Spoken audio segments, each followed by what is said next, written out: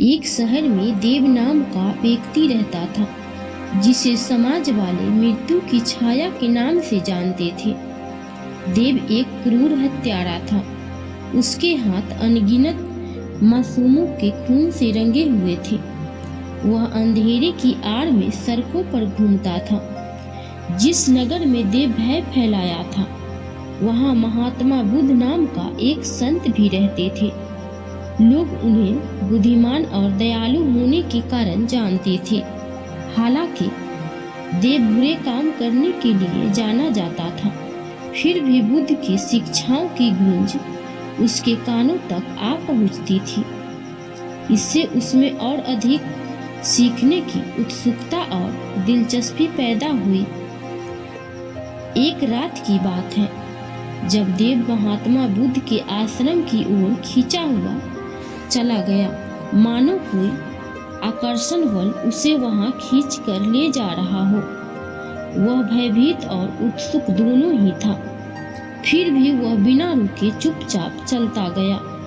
जैसे ही वह करीब आया, उसने महात्मा बुद्ध को चांदनी रात में बैठे हुए देखा। उनका चेहरा चंद्रमा के प्रकाश से चमक रहा था। महात्मा बुद्ध ने आवाज लगाई, वहाँ कौन है? उसने कहा, मैं देव हूँ। उसकी आवाज में एक कंपकपी थी। फिर उसने बोला, मैंने आपकी शिक्षाओं के बारे में सुना है और मैं मार्गदर्शन चाहता हूँ। बुद्ध ने देव को देखा और महसूस किया कि देव किस आंतरिक युद्ध से गुजर रहा है। आओ मेरे पास बैठो। उसने जमीन थपथपाते हुए इशारा किया। देव ने झिझकते हुए अपने कदमों को आगे बढ़ाया और पास जाकर जमीन पर बैठ गया। पहली बार महात्मा बुद्ध की छत्र छाया में उसे अपने अशांत मन के भीतर शांति की अनुभूति हुई। आओ मेरे पास बैठो। उसने जमीन थपथपाते हुए इशारा किया। देव ने झिझकते हुए अपने कदमों को आगे बढ़ाया और पास जाकर जमीन पर बैठ गया। पहली बार महात्मा बुद्ध की छत्र छाया में उसे अपने अशांत मन के भीतर शांति की अनुभूति हुई। बुद्ध ने धीरे स्वर में पूछा, तुम्हें मार्गदर्शन की आवश्यकता क्यों है? देव, मैं एक राक्षस हूँ। देव बोला। उसकी आवाज आत्मघृणा से भरी हुई थी। मैंने बिना किसी पश्चाताप के अनगिनत जिंदगियां ली हैं। यह बुराई का अंधेरा मुझको निगल जाएगा और मुझे डर है कि मुझे कभी मुक्ति नहीं मिलेगी। महात्मा बुद्ध ने ध्यानपूर्वक उसे सुना और दया भाव के साथ कहा, आपका अतीत यह तय नहीं करता कि आप कौन हैं। देव, यह हर पल आपको बदलने का एक मौका देता है। क्या आपने भी सोचा है कि आप यह अपराध क्यों करते हैं?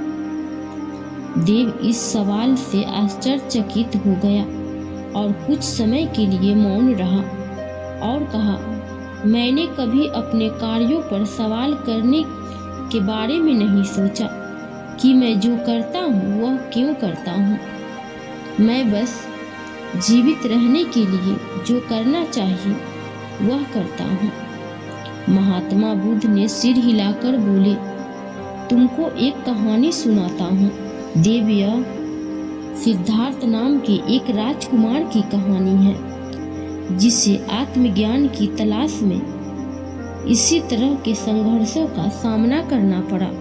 बुद्ध ने एक राजकुमार की कहानी सुनानी शुरू की, जिसने जीवन के बुनियादी सवालों के जवाब खोजने के लिए अपना सिंहासन त्याग दिया। कैसे राजकुमार ने कठिनाइयों और प्रॉब्लम की सामना की, लेकिन प्रेम और क्षमा के माध्यम से आत्मज्ञान प्राप्त किया। जैसे ही देव ने सुना, उसे एक जुड़ाव महसूस हुआ। यह पहली बार था जब उसने अपने जीवन और बुद्ध की शिक्षाओं के बीच समानता देखी।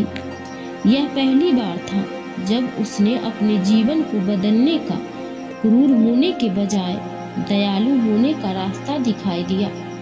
कहानी से प्रभावित होकर देव ने बुद्ध की आंखों में देखा और पूछा, क्या मेरे जैसे किसी व्यक्ति के लिए बदलना सचमुच संभव है? उसने पूछा। उसकी आवाज आशा से भरी थी। बुद्ध मुस्कुराकर बोले, मुक्ति का मार्ग आसान नहीं है देव, लेकिन साहस और दृढ़ता के साथ कुछ भी संभव है।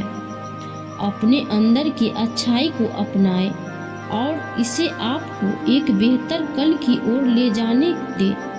महात्मा बुद्ध की वाणी ने देव के भीतर कुछ बदलाव लाया। यह बदलाव ऐसा था जैसे उसके कंधों से भारी बोझ उतर गया हो और उसे अचानक महसूस हुआ कि उसके पास जीने का कोई कारण है। पहली बार उसे आशा की किरण दिखाई दिया, भले ही वह इतने लंबे समय से अंधेरों में खोया हुआ था। और इसीलिए देव ने एक नई यात्रा शुरू करने का संकल्प लिया। आत्मखोज, करुणा और मुक्ति की यात्रा। बुद्ध के मार्गदर्शन से उसने अपने पिछले पापों का पश्चाताप करना शुरू कर दिया। जहां भी संभव हो संशोधन करने की कोशिश की।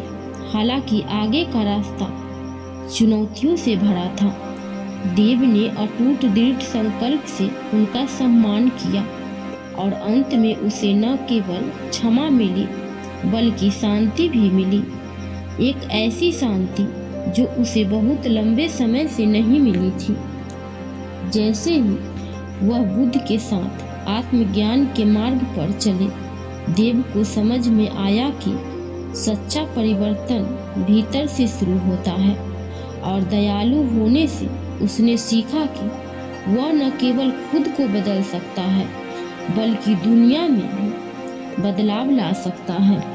कहानी का सार यह है कि चाहे हमारा अतीत कितना भी अंधकार में क्यों न हो, मुक्ति और परिवर्तन की आशा हमेशा बनी रहती है। करुणा और आत्मबल को पहचान कर उसे अपनाने से हमारे पास अपनी पिछली गलतियों को सुधारने के साथ साथ हम अपने और अपने आसपास की दुनिया में सकारात्मक बदलाव लाने की शक्ति पा सकते हैं।